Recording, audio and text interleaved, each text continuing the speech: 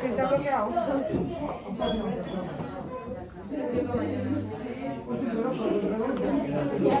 Bueno, empezamos el tema 13.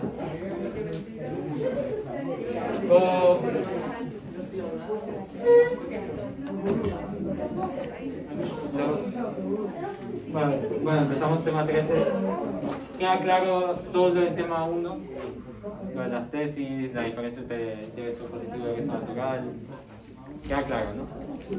Bueno, entonces empezamos tema 13.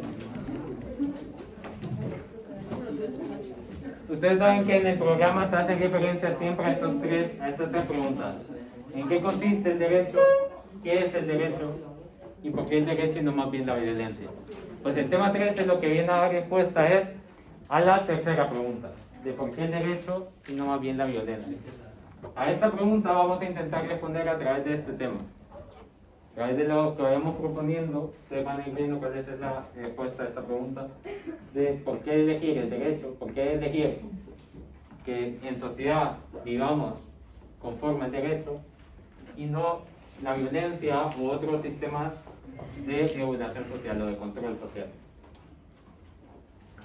Según Pedro Serna, él hace una distinción entre algo que se puede describir y mediante su descripción se puede llegar a conocer el significado de esa cosa, y las cosas que necesitan, aparte de una descripción, preguntarse por la finalidad. Él dice que todo aquello que es de la naturaleza, todo aquello que es creado por la naturaleza y no por el hombre, no por voluntad del hombre, con la mera descripción ya se sabe cuál es el significado. Con la mera descripción de lo que hace un árbol, de lo que es un árbol, ya se sabe cuál es, qué es ese árbol, qué es esa cosa, qué es esa cosa a la que le denominamos árbol.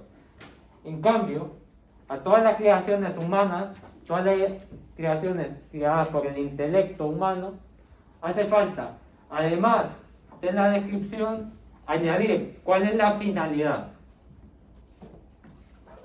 Entonces él propone el ejemplo del reloj. Reloj, si yo les digo que es una manecilla blanca y no les digo que indica la hora, solo lo describo, solo les doy una descripción de lo que hace un reloj, de lo que es un reloj, no saben para qué sirve, no saben cuál es su significado. Si ese significado añado la finalidad, puedo llegar a saber cuál es el significado. Pues lo mismo con todas las creaciones creadas por el intelecto humano. Hace falta siempre añadir la finalidad. Por lo tanto, el derecho haría falta añadirle la finalidad. ¿En qué este tema hace como un punto de aparte y dice, ¿cuál es el error en el que caen todas las teorías que pretenden definir el derecho mediante una descripción unilateral del derecho? Es decir, entender que el derecho es solo una cosa. Yo le hablaba de los positivistas legalistas, que defienden que lo único que es derecho es lo que está estipulado en la ley. Lo mirábamos antes, la tesis legalista. Derecho es lo que está estipulado en la ley, y todo lo que no esté estipulado en la ley es metajurídico, es más allá de lo jurídico. Pues ese entendimiento, ¿en qué error cae? Digamos, que cuál sería el significado del derecho, cuál sería la relevancia del derecho si no se llegara a aplicar a las personas. Si solo fueran escritos que hace el legislador, pero esos escritos que hace el legislador nunca se llevan a la práctica, no tendría sentido el derecho.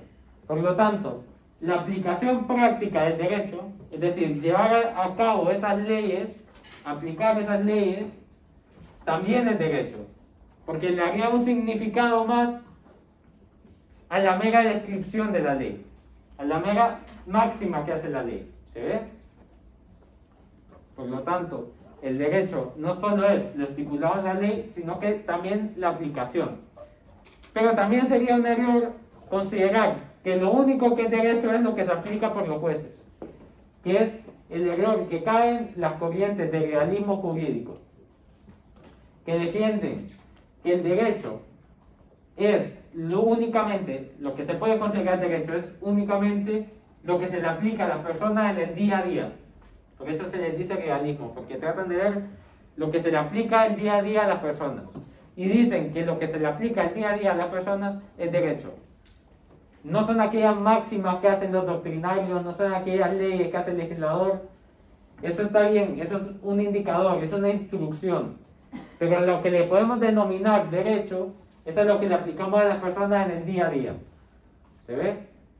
Esto también sería un error, porque si no tuvieran, si los aplicadores del derecho no tuvieran esas máximas que hacen los doctrinarios, o no tuvieran las leyes, ¿sí? Una cosa, el realismo, el positivismo, ¿el realismo o cómo va? O sea, el realismo... El realismo es una corriente del positivismo. Vale. O sea, el positivismo, digamos, es lo amplio, es el gran amplio, y dentro del positivismo está el realismo jurídico. Es una vertiente que defiende eso, que la aplicación del derecho es lo único que le podemos llamar derecho, ¿sí? Y que por lo tanto no se critica tanto lo que dicen, ¿no? Sino lo que omiten. Sí, entonces, la descripción que hacen, si yo digo que algo es así, y digo que únicamente es así, puede ser cierto que eso que yo digo que es eso, sea parte, pero estoy omitiendo, en el caso del realismo jurídico, ¿qué estoy omitiendo? Que los aplicadores del derecho, si no tienen la ley, si no tienen los conceptos creados por los doctrinarios, si no tienen los estándares, no tienen nada que aplicar. ¿Se ve? Por lo tanto, estoy omitiendo una de las partes más importantes del derecho. Lo mismo que si digo que el derecho es únicamente la ley, también estoy omitiendo que el derecho sin la aplicación no es nada. Por lo tanto, estas, como decía Iván, no tanto se critica lo que dicen, porque lo que dicen en parte es cierto, en parte el derecho es aplicación, y en parte el derecho es lo que dice la ley. Pero decir que es únicamente una de las dos es un error por omisión. Estoy omitiendo el significado completo de lo que es el derecho. ¿Se ve? Por lo tanto, no estoy dando una teoría general del derecho, estoy dando una teoría sobre una descripción de algo que considero que es derecho, pero que no es exclusivamente el derecho, sino que el derecho es más amplio. Y puede tener como consecuencia que el ciudadano medio, es decir, una persona, un doctor en cuanto a derecho, es un ciudadano medio, toda aquella persona que desconoce cómo funciona el derecho, puede llegar a una confusión y pensar que el derecho, creyendo que es una de estas teorías unilaterales, es una cosa, mientras los que sí conocen derecho saben que el derecho es mucho más amplio que una de estas teorías unilaterales. Por lo tanto, se puede inducir a error, a una confusión a los ciudadanos medios. Y luego no explican un porqué, no explican cuál es la razón por la cual en sociedad hemos optado por vivir mediante el derecho. No dan un porqué de eso. En cambio, una teoría general del derecho que aúne todas las descripciones del derecho sí que nos da un porqué.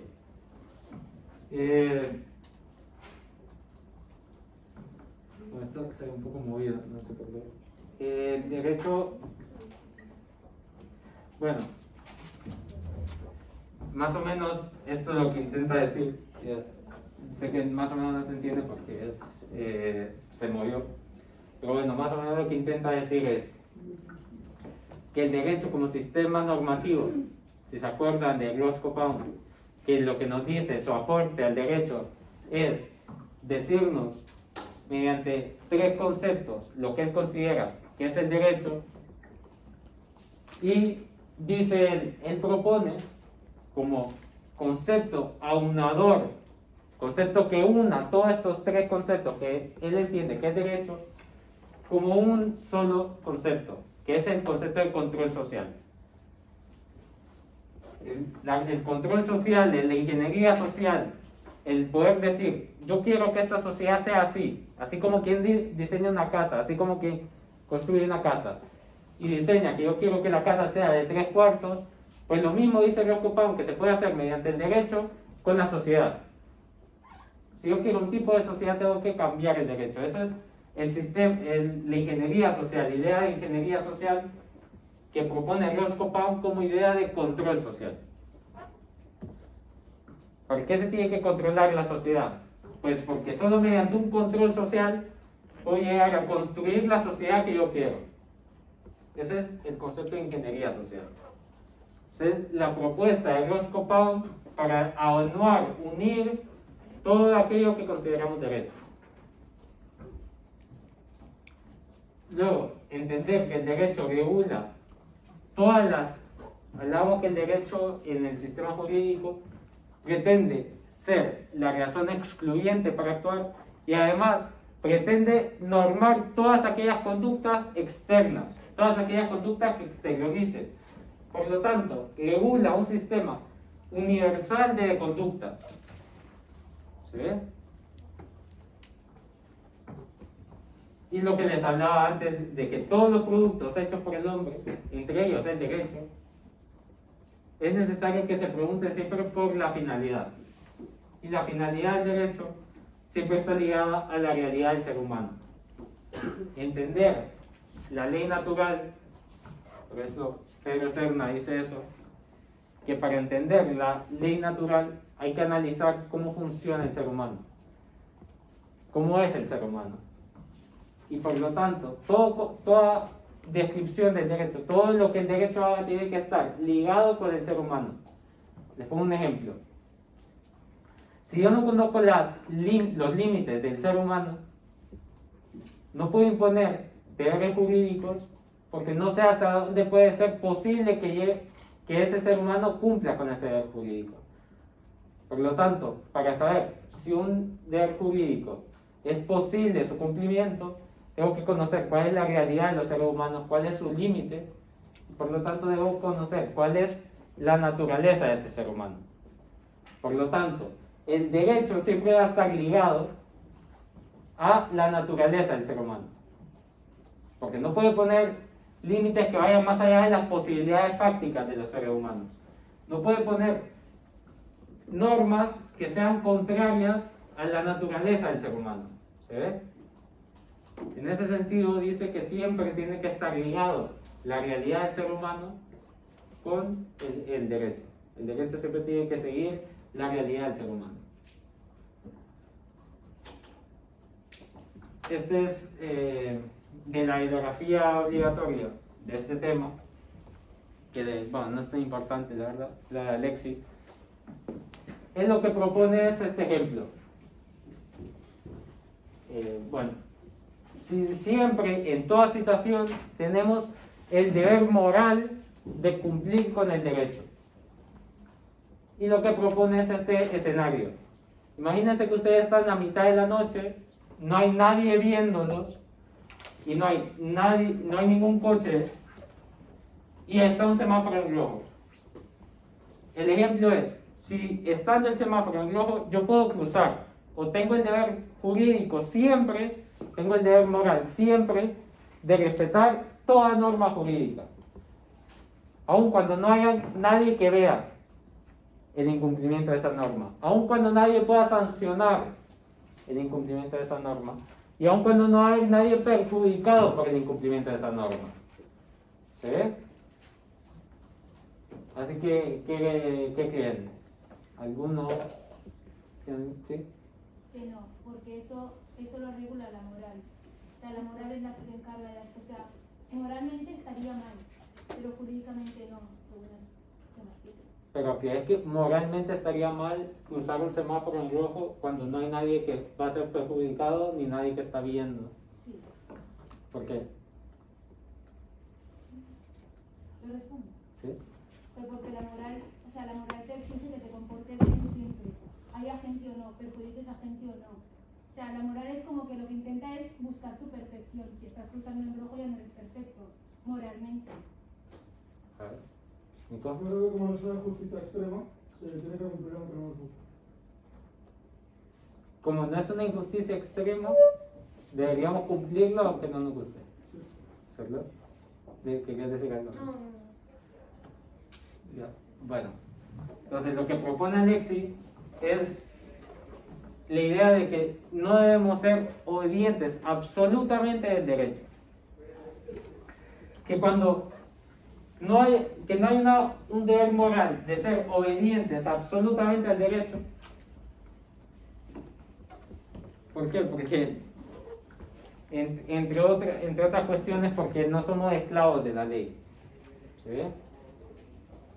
Porque los seres humanos tienen esa capacidad de distinguir y, bueno, yo creo que con buen criterio él dice de que teniendo esos dos requisitos, que difícilmente se van a cumplir en casi ninguna situación, de que no haya ningún perjudicado, y que además de que no haya ningún perjudicado, no haya nadie que vea que se va a incumplir una norma. ¿Por qué hace falta que nadie vea que se va a incumplir esa norma? Pues porque si alguien ve, eso puede provocar un incumplimiento generalizado de esa norma, lo cual sí iría en contra del sistema jurídico, lo cual sí crearía una injusticia. ¿Sí? Por lo tanto, él dice que la obediencia al derecho se ve sometida a estos dos criterios. Si estos dos criterios se cumplen, no hay que ser absolutamente obediente al derecho. Si nadie va a ser perjudicado de la desobediencia, y si además nadie va a saber de la desobediencia. Por lo tanto, un semáforo en rojo dice, si cumple estos dos criterios se puede cruzar. Pero cumpliendo siempre estos dos criterios. Y estando absolutamente certero de que se están cumpliendo.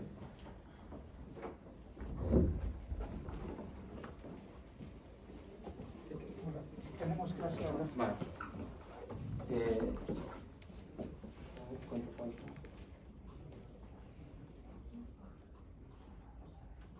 Bueno, falta bastante, sí. Pone los consejos rápido. ¿Cómo? Los consejos. No, bueno, lo mando al grupo. Bueno, voy a pensar cómo podemos terminar de ver este tema. Ya sea por audios o